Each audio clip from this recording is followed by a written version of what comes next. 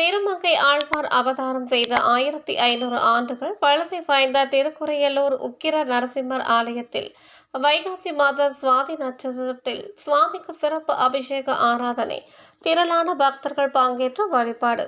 மயிலாடுதுறை மாவட்டம் சீர்காழி அருகே திருக்குறையலூரில் 1500 ஆண்டுகள் பழமை வாய்ந்த புகழ்பெற்ற பஞ்ச நரசிம்ம ஆலயங்களில் ஒன்றான உக்கிர நரசிம்மர் ஆலயம் அமைந்துள்ளது.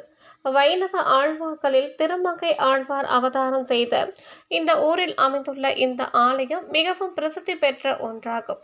சுவாதி நட்சத்திரத்தில் நரசிம்மர் அவதரித்ததாக புராணங்கள் தெரிவிக்கின்றன.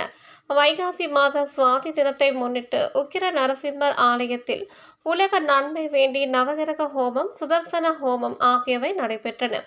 யாகத்தில் வைத்து பூஜிக்கப்பட்ட புனித கடங்கள் ஆலய வெளிப்பிரகாரத்தில் ஊர்வலமாக எடுத்து வரப்பட்டது.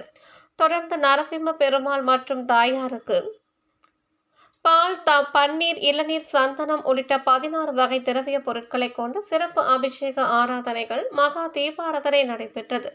இதில் சுற்று வட்டார பகுதிகளில் இருந்து ஏராளமான பக்தர்கள் உக்கிர நரசிம்மரை தரிசனம் செய்தனர்.